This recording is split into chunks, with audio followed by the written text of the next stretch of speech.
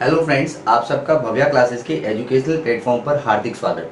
जैसा कि आप जानते हैं कि अभी हम पार्ट 6 को लेके आए हैं और पार्ट 6 में हमने 5.2 के क्वेश्चन नंबर हमने 16 से 20 हमने पहले कर लिए थे। लेकिन कई स्टूडेंट्स का वापस एक कमेंट्स आया कि सर आप हमें ये क्वेश्चन एक बार वापस रिपीट कीजिए। तो ये क्वेश्चंस मैं आपको वापस एक बार समझा रहा हूँ। तो देखते हैं इन क्वेश्चंस में क्या है। पहला क्वेश्चन देखें आज का क्या है, वह एपी ज्ञात कीजिए। आपको क्या ज्ञात करनी है? एपी ज्ञात करनी है जिसका तीसरा पद 16 और सातवां पद पांचवें पद से कितना अधिक है? 12 अधिक है। तो ध्यान से सुने, जब हम इसको सॉल्व करेंगे, तीसरा पद, तीसरे पद का मतलब हुआ a3, वो आपको दे रखा है कितना? 16। a3 को हम लिखते हैं a + 2d बराबर 16, जिसे हम बोलते हैं समीकरण नंबर 1। अब हमारी जो दूसरी शर्त है कि सातवां पद पांचवें पद से कितना अधिक है? 12, यानी कि हम यहाँ लिख सकते हैं दूसरी शर्त के अनुसार, दूसरी शर्त के अनुसार इसने बोला है कि सातवां पद जो है पांचवें पद से 12 अधिक है, यानी पांचवें पद में अगर मैं 12 जोड़ दूं तो सातवें पद के बराबर हो जाएगा। तब ध्यान से सुने, हम इसको लिख सकते हैं a7, इसको इधर ट्रांसफर करेंगे तो a5 बराबर 12।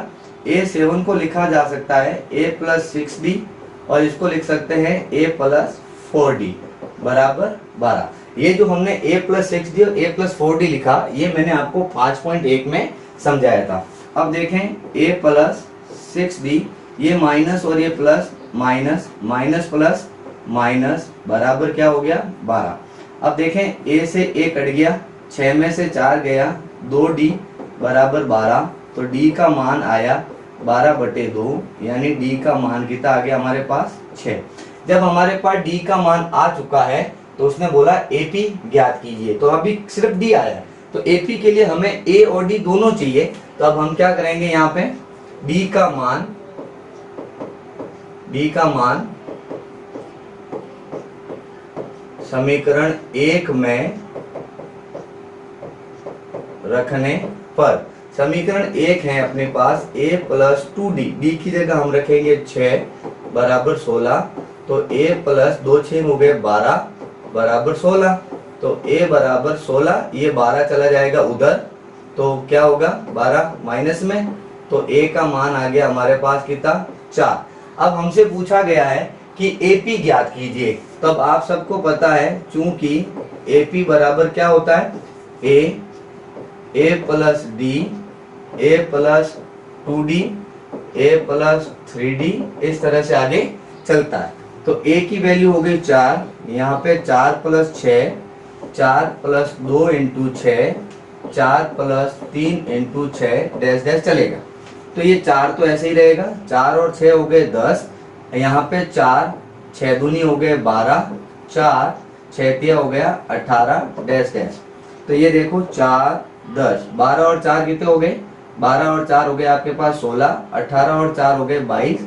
तो इस प्रकार ये हमारे यहाँ पे क्या आ गई? एक AP का निर्माण हुआ।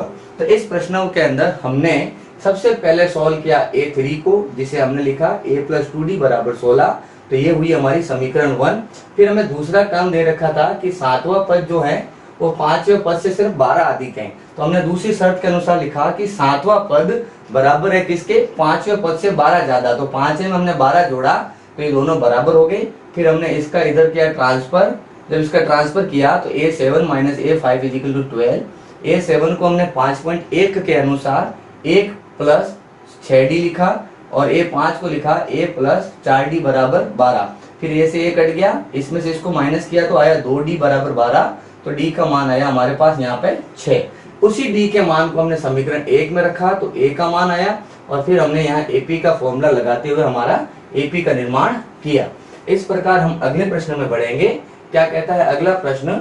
अगला प्रश्न कह रहा है कि 3 8 13 और 3 8 13 और आपके 253 में अंतिम पद से 20वां पद ज्ञात कीजिए। तो पहली चीज आपको यहाँ a बराबर दे रखा है 3 और d बराबर आपको क्या देता है? a2 - a1। तो ये है 8 और ये है 3, 8 में से 3 गया, बच गए 5 और ये आपकी जो वैल्यू है इसको हम बोलेंगे an। तो an का मान दे रखा है आपको कितना? 253। अब आप सब जानते हैं ए एन का सूत्र होता है A plus N minus one into में डी। ए एन का मान 253, ए का मान आपके पास 3 और एन का मान हो गया आपके पास दिया हुआ नहीं है तो एन ही लिखेंगे, और डी का मान आपने लिखा 5। प्लस का 3 इधर जाएगा तो माइनस का हो जाएगा 253 माइनस 3 बराबर एन माइनस 1 इंटू में 5। ये इधर ट्रांसफर हुआ, 253 में से 3 अगर हम घटा दें, 253 में से 3 अगर हम घटा दें तो हमारे पास बचेगा 250 बराबर n माइनस 1 इंटू में 5। अब ये 5 जो है वो आएगा भाग में, तो ये आएगा 250 बटे में, इसको वापस लिखते हैं 250, ये हुआ 250 बटे में 5 बराबर n। इसको काट दिया, 5 25 कितने हो गए, 5 25 और ये 0 ऐसे कैसे, n माइनस 1 माइनस का 1 इधर लाया तो 50 प्लस 1 बराबर n, यानी n का मान कितना आ जाएगा 51।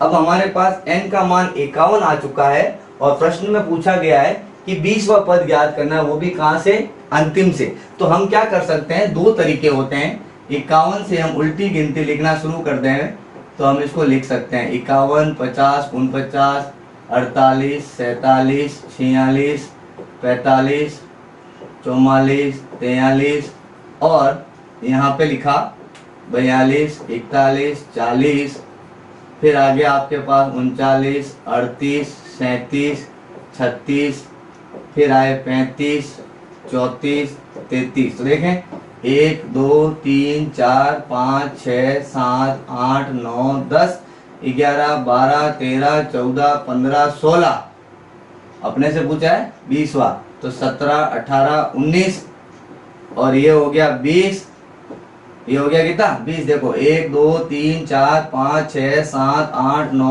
10 11 12 13 14 15 16 17 18 19 और 20 कितना हुआ 32वां। एक तो ये प्रोसेस है कि आप इसको ऐसे माइनस करें, और अब एक हम दूसरा तरीका भी बताते हैं। हमारे पास टोटल टर्म कितनी है, टोटल पद है आपके पास 51। अब अंतिम से 20वां पद, तो हम क्या करेंगे, अंतिम से 20वां पद यानी कि 51 माइनस 20 किया तो आपके पास कितना आएगा, जो भी माइनस करना है 51 माइनस 20 करो और उसमें क्या कर दो प्लस 1। 51 में से 20 कम करना है तो पहले 51 और 1 हो गए आपके पास कितने 52 माइनस 20, तो ये 2, 5 में से 2 गया कितने बचे 3, तो ये 32वां पद ही आपका क्या है अंतिम से वो होगा। यानी जो भी टर्म दे रखी है उसमें से पहले माइनस करो और उसके बाद प्लस 1 कर दीजिए। अब हम a32 निकालना है तो a32 5.1 के हिसाब से हम लिख सकते हैं a प्लस 31d। a का मान कितना दे रखा है, a का मान दे रखा है हमें 3, तो यहाँ लिखेंगे 3 और ये 31 इंटू डी का मान हमने निकाला जो है आपके पास 5। 3 प्लस 5 एकम 5, 5 दिया 15, तो ये मिलके हो गए कितने 158। यही आपका क्या आएगा a32। तो इस प्रकार से आप चाहें तो इस तरह से गिनती करके भी अपना अंतिम 20वां पद निकाल सकते हैं, नहीं तो जो भी नंबर ऑफ टोटल नंबर आपकी टर्म आती है उसमें से 20वां पद घटा के प्लस 1 कर दीजिए तो भी आपका स्टार्टिंग का 20वां पद आ जाएगा। इस प्रकार हमने अभी हमारा दूसरा प्रश्न भी वापस कंप्लीट किया।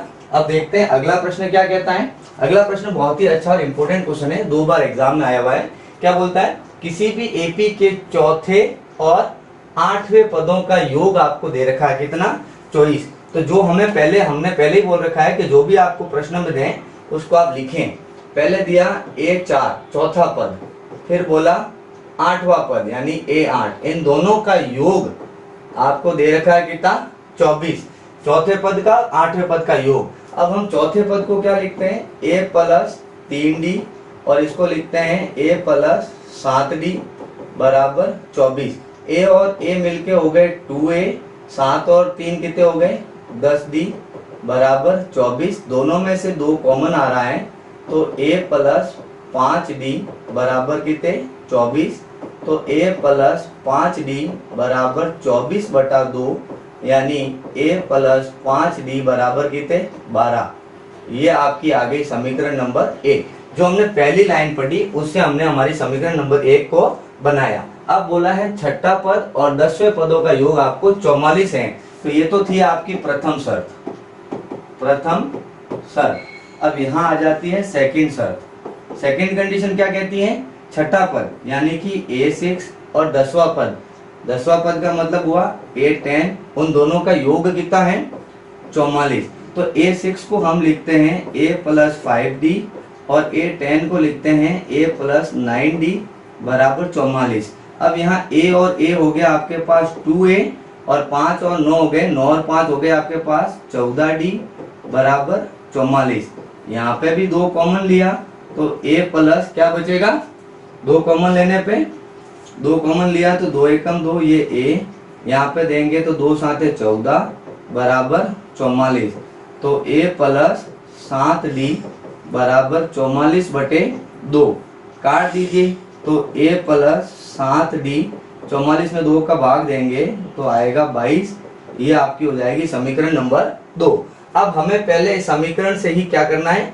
A और D के मान फाइंड आउट करने हैं। तो हम क्या करते हैं, देखें, समीकरण 2 - 1 करने पर मैंने 2 में से 1 को क्यों घटाया? क्योंकि यहाँ 22 और 7 बड़ा है 5 और 12 से।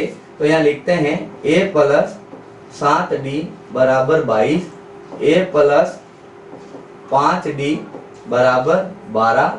निशान चेंज करेंगे, ये कट जाएगा, 7 में से 5 गया 2D, 2 में से 2 गया 0, 2 में से 1 गया 1। तो D का मान आपके पास आया 10/2 यानी कि कितना? 5। अब D के मान को आप अपनी इच्छा अनुसार समीकरण 1 या समीकरण 2 किसी में भी रख सकते हैं। तो हम लिखते हैं D का मान समीकरण 1 में रखने पर, समीकरण 1 है A + 5 × D, D की जगह 5 बराबर में कितना? 12। तो A + 5 25 बराबर 12। तो A बराबर हो गया 12 - 25। तो A का मान क्या आएगा? 25, यानी कि 5 में से 2 गया 3, 2 में से 1 गया 1 और 25 बड़ा है तो निशान किसका? माइनस का। अब आपके पास A का मान भी है और D का मान भी है। अब इसने पूछा है प्रथम 3 पद ज्ञात कीजिए। तो AP के 3 पद, AP के 3 पद यानी कि A + D और A + 2D। A का मान हमारे पास ऑलरेडी आ चुका है कितना? -13। फिर -13 प्लस D का मान हमने निकाला कितना? 5। तो यहाँ लिख देंगे 5। फिर यहाँ -13 + 2 × -5। 2 × क्या लिखेंगे हम लोग यहाँ पे? -5। तो देखें ये -13 इंडिविजुअल है, 13 में से 5 गया -8, ये -13 प्लस माइनस माइनस 2 पंजे 10। तो ये क्या हुआ हमारे पास? -13 -8। अब यहाँ पे हमारे पास था D का मान, हमारे पास 5 ही था। D का मान क्या था? 5 था। तो यहाँ हमने जो माइनस का लगाया निशान उसको हटा देते हैं और यहाँ क्या लिखते हैं? इनटू में 5, तो 2 पंजे 10। 13 में से 10 गया तो हमारे पास कितना बचा? 3। तो ये हमारे पास हमारे AN के 3 टर्म्स प्राप्त हुए जो हमारे प्रथम श्रेणी के 3 पद हो जाएंगे। तो इस प्रकार हमने ये भी सॉल्व किया, सेकंड समीकरण को भी सॉल्व किया और उसके बाद हमारे एक के जो 3 पद पूछे गए थे वो हमने यहाँ पे फाइंड किए। अब हम बढ़ेंगे हमारे अगले प्रश्न में। देखें क्या है हमारा अगला प्रश्न। अगला प्रश्न कहता है सुब्बा राव ने 1995 में 5000 के मासिक वेतन पर कार्य आरंभ किया। मतलब सबसे पहले उनको जो तनख्वाह मिली वो कितनी मिली? 5000। तो यानी आपका प्रथम पद जिसे आप A बोल सकते हैं वो आपका होगा कितना? 5000। फिर बोला मासिक वेतन पर कार्य प्रारंभ किया और प्रत्येक वर्ष 200 रुपए की वेतन वृद्धि क्या करी? प्राप्त करी। यानी कि आपको D का मान दे रखा है कितना? 200। किस वर्ष उसका वेतन 7000 होगा? यानी आपको AN दे रखा है 7000। अब आपसे पूछा है N क्या होगा। तो देखें AN का सूत्र होता है A + N - 1 इंटू में D। AN का मान हुआ 7000, A का मान आपको दे रखा है कितना? 5000 प्लस क्या लिखेंगे हम लोग, n-1 और d का मान आपको दे रखा है कितना, 200 रुपए। 5000 को इधर ट्रांसफर कर देंगे तो 7000 माइनस 5000 बराबर n-1 इंटू में 200 रुपए। 7000 में से 5000 गए तो आपके पास बचे 2000, n-1 इंटू में 200 रुपए। 200 जो गुणे में है वो इधर आके आएगा भाग में, तो ये 2000 बटे में 200 बराबर n-1। 2 जीरो से 2 जीरो कट गए, 2 का भाग 20 में दिया तो 10 बार n-1। इधर से इधर ट्रांसफर करेंगे तो 10 और 1 कितने हो जाएंगे, 11, यानी n का मान कितने हुए हमारे पास, n का मान आया 11। यानी कि 11 साल बाद यानी 11वें वर्ष में उसका वेतन आपका कितना हो जाएगा, 7000। अगर आपसे वर्ष पूछें, आपसे क्या पूछें, वर्ष पूछें, तो ध्यान से सुने। 1995 में उस व्यक्ति की नौकरी लगी, फिर आया 96 में, 97 में, 98, 99, फिर 2000, 2001, 2002, 3, 4, 5, 6। अभी देखो यहां से यहां आया तो हमारे पास कितना हुआ, 5200, क्योंकि छिन्नू में उसका 200 हुआ, फिर यहाँ 200 और बढ़ा। ये पहला साल, दूसरा, तीसरा, चौथा, पांचवा, छठा, सातवां, आठवां, नौवां, 10वां, 11वां। तो यानी कि आप यहाँ पे लिख सकते हैं 2006 में उसका वेतन कितना वृद्धि हुआ, 7000 रुपए हो गया। और ऐसे पूछा जाए कि किस वर्ष में उसका वेतन हुआ, तो 11वें वर्ष में उसका वेतन 7000 हो गया। तो यहाँ पे लिख सकते हैं वर्ष कौन सा, 11वें वर्ष में, 11वें वर्ष में उसका वेतन क्या हुआ, 7000 हुआ। और यूं लिखें तो 2006। ठीक है, अब हम बढ़ेंगे हमारे अगले प्रश्न में। इस प्रश्नावली का जो अंतिम प्रश्न है बहुत ही इंपॉर्टेंट है, क्योंकि इसके अंदर आपको दशमलव दे रखे हैं, यहीं पर काफी लोग कंफ्यूज हो जाते हैं। रामकली ने किसी वर्ष प्रथम वर्ष में कितने रुपए की बचत करी, 50 रुपए की बचत करी, यानी प्रथम वर्ष में बचत करी। यानी आपके पास प्रथम पद जिसे हम ए बोलते हैं वो है कितना, 50। फिर इसने बोला है कि फिर अपनी मासिक साप्ताहिक बचत उसकी कितनी है, ये, यानी कि डी का मान आपको दे रखा है 17.5। अब वो कह रहा है कि यदि nवें सप्ताह में उसकी साप्ताहिक बचत कितनी है, 207 रुपए 50 पैसे, यानी आपको an की वैल्यू दे रखी है 207.50। अब 207.50 जो है, पॉइंट के बाद वैसे जीरो की कोई वैल्यू नहीं होती है, तो हम उसको लिखें तो भी ठीक, नहीं लिखें तो भी ठीक है। तो अब हमें यहाँ क्या ज्ञात करना है, n ज्ञात करना है। तो देखें an का मान होता है a plus n-1 into D. an का मान दिया है 207, an का मान क्या दिया आपको, 207.50 बराबर a का मान आपको दे रखा है 50 रुपए, प्लस n का मान दिया नहीं है, लेकिन d का मान दे रखा है 17.5। अब देखें यहाँ पे ये 50 इधर से इधर प्लस का है जो माइनस का हो जाएगा, तो 207.50 माइनस 50 बराबर n-1 इंटू में 17.5। इसको इसमें से माइनस करना है, तो आप ध्यान से सुने कैसे करेंगे। 207.50 इसमें से आपको माइनस करना है 50.00, तो 0 5 ऐसे कैसे, 7 में से 0 गया 7, उधार 2, 10 में से 5 गया 5, ये बच गया हमारे पास कितना, 157.5। इसको हम लिख सकते हैं 157.5 बराबर n-1 इंटू 17.5। 17.5 जो गुणे का है वो आ जाएगा भाग में, तो देखें 157.5 बटे में क्या है, 17.5 बराबर n-1। अब आप जब इसको सॉल्व करेंगे तो ध्यान से सुने, यहाँ पे कितना है, पॉइंट के बाद एक संख्या, पॉइंट के बाद में एक संख्या, तो पॉइंट से पॉइंट हम क्या कर सकते हैं, काट देते हैं। तो ये बचा 1575 और ये बच गया 175 बराबर में n-1। 15 के पार्ट से अगर हम 25 के पार्ट से काटें तो 25 संग 150, 25 आते 175, यहाँ पे कट जाएगा 25 संग 150, पीछे बच गए आपके पास 7, तो आपके पास आ गए 25 दिया 75, यानी कि 63/7 बराबर n-1। 7 के पाड़े में 63 9 बार में आता है, -1 इधर ट्रांसफर कर देंगे तो 9 + 1 बराबर कितना n, यानी कि n का वैल्यू आपके पास आया 10। यानी आपसे इसने पूछा कि उसने 207.50 रुपए की बचत कितने समय में की, तो टोटल 10 सप्ताह उसको लग गए उसके बचत 207.50 रुपए करने में। तो आज हमारा इस प्रकार प्रश्नावली 5.2 समाप्त हुआ। आपको अगर फिर से भी कोई डाउट हो तो मुझे वापस कमेंट कीजिए, मैं आपका इसका सही जवाब और अच्छे से रिप्लाई करने के साथ कमेंट में आपका सारा रिप्लाई दूंगा। तब तक के लिए आप इसको अच्छे से प्रैक्टिस करें। हम बहुत जल्द मिलेंगे हमारी अगली क्लास में, अगले वीडियोस में, अगले प्रश्नों के साथ। तब तक जय हिंद।